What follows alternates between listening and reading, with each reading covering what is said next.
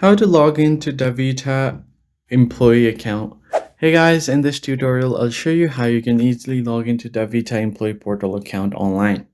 First off, you're going to have to search for DaVita Employee Login on your web browser, and you'll see the first link intranet.davita.com. Just head over to this link, or you could just directly enter the URL.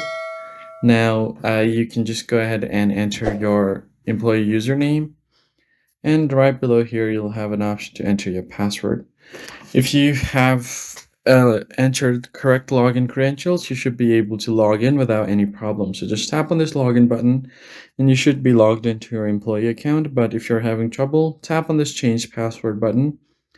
And here you have to first provide your username and your current password. And if you forgot your password here, you should be able to recover it via your email.